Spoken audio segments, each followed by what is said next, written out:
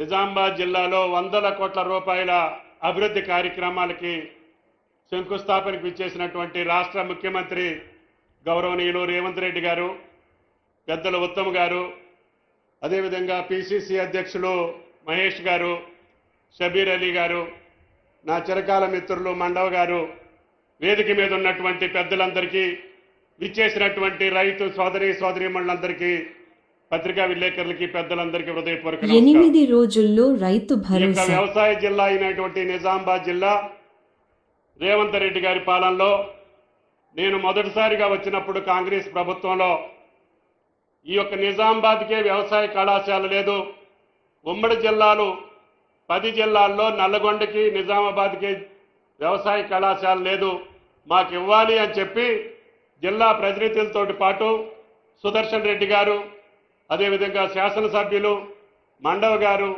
ప్రియమైన పెద్దలందరూ కూడా ఏకైక కోరిక కోరారు, వ్యవసాయ కళాశాల.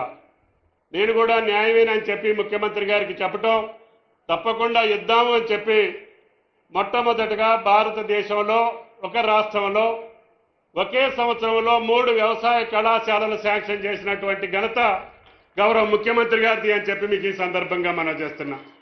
ఒకటి ఉత్తమ్ గారు పట్టుకెళ్లారు, రెండోది మహేష్ గారు పట్టుకెళ్లారు, మూడోది కూడా త్వరలోనే ప్రారంభిస్తామని చెప్పి కూడా ఈ సందర్భంగా మనం చేస్తున్నాం. మీకు తెలుసు, వ్యవసాయ శాఖకు సంబంధించి గౌరవ ముఖ్యమంత్రి గారు వారి ఆధ్వర్యంలో ఈనాడు భారతదేశంలోనే తెలంగాణ రాష్ట్రం వ్యవసాయ పరంగా అన్ని రంగాల్లో ముందుండేటటువంటి అవకాశం ఈనాడు తెలంగాణ రాష్ట్రానికి దక్కింది. ఉత్తమ్ గారి సహాయ సహకారాలతోటి, నీటిపారుదల, అదేవిధంగా భగవంతుడి దయతోటి భారతదేశంలో అత్యధిక వరి పంట పండించినటువంటి ఏకైక రాష్ట్రం తెలంగాణ రాష్ట్రం. అది తెలంగాణ రైతుల యొక్క గౌరవం చెప్పి మీకు ఈ సందర్భంగా మనం చేస్తున్నాం. అదే కాకుండా ఏ పంటలైనా సరే మన రాష్ట్రమే మొదటి స్థానంలో ఉంది.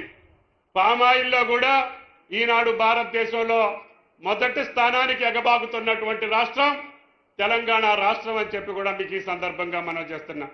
ఈ జిల్లాలో కూడా అతి త్వరలోనే ఆయిల్ ఫామ్ ఫ్యాక్టరీల నిర్మాణం జరుగుతుంది. రేవంత్ రెడ్డి గారి నాయకత్వంలో గతంలో తెలంగాణలో ఒక ఖమ్మం జిల్లాలోనే ఉండేది.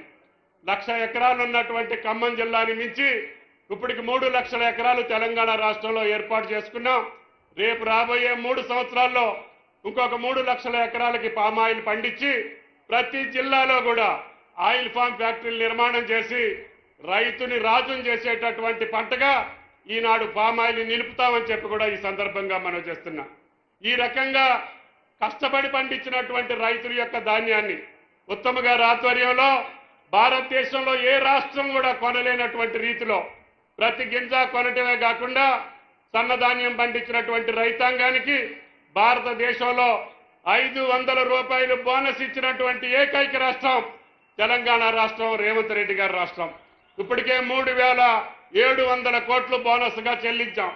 ఇంకా భవిష్యత్తులో రాబోయే రోజుల్లో పేదల కోసం గతంలో ఇచ్చేటటువంటి దొడ్డు బియ్యం తిననటువంటి తెలంగాణ ప్రజలకి చెప్పకపోయినా, ఎన్నికల్లో మేనిఫెస్టోలో ప్రకటించకపోయినా ముఖ్యమంత్రి గారి ఔదార్యంతో నా ప్రజలు సన్న బియ్యంతో సంపన్నులు తిన్నట్టుగా సన్న బియ్యం తినాలి అని చెప్పి 13,000 కోట్ల రూపాయలు ఖర్చు పెట్టి ఈ రోజుకి మనం సన్న బియ్యం ఇచ్చేటటువంటి ఏకైక రాష్ట్రం.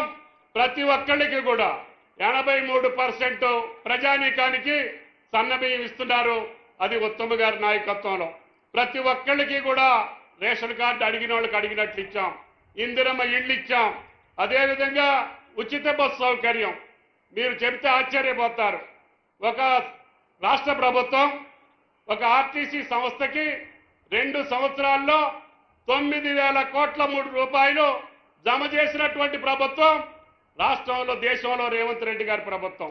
ఈనాడు ప్రతి మహిళా తల్లి 2,79,00,000 సార్లు మీరు ఆర్టీసీ బస్సులో ప్రయాణం చేశారు తల్లి.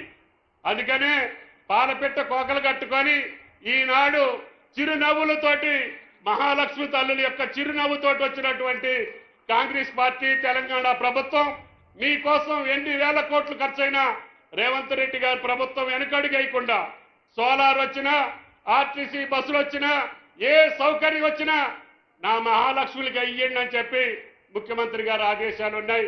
తప్పకుండా కాంగ్రెస్ పార్టీ చెప్పినటువంటి అన్ని కార్యక్రమాలని తూచా తప్పకుండా ఎన్ని ఇబ్బందులు వచ్చినా ఎన్ని కష్టాలు వచ్చినా ఆర్థిక పరమైనటువంటి విధ్వంసం జరిగినటువంటి రాష్ట్రాన్ని వికాసం వైపు నడపడానికి పూనుకున్నటువంటి రేవంత్ రెడ్డి గారికి ఇచ్చినటువంటి ఆశీస్సులు రేపు రాబోయే ఏ ఎన్నికల్లోనైనా మీరు రేవంత్ రెడ్డి గారి ప్రభుత్వాన్ని కాంగ్రెస్ పార్టీని గెలిపించాలని చెప్పి మిమ్మల్ని అందరినీ ప్రార్థిస్తూ ఈ అవకాశం ఇచ్చిన మీ అందరికీ ధన్యవాదాలు తెలియజేస్తా.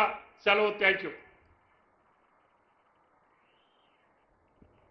మరొకసారి ధన్యవాదాలు అగ్రికల్చర్ కాలేజ్ ఇచ్చినందుకు తిమ్మల గారికి. ఇప్పుడు పెద్దలు మన ఇరిగేషన్ శాఖ మంత్రివర్యులు, నేను వారి ఆధ్వర్యంలోనే అప్పుడు ఎమ్మెల్సీగా ఉండి మరి కాంగ్రెస్ పార్టీలో జాయిన్ అయినా. మరి వారి భవిష్యత్తే వారి అంటే వారిని ఏమంటారు వారి దయతోనే ఇప్పుడు మరి నిజామాబాద్ రూరల్లో మరి మా ప్రాజెక్టు కంప్లీట్ చేసుకుంటామని చెప్పి కోరుకుంటూ, తప్పకుండా దీని మీద ఒక స్టేట్మెంట్ ఇస్తారని చెప్పి కోరుకుంటూ వారిని మాట్లాడాల్సిందిగా కోరుతాం.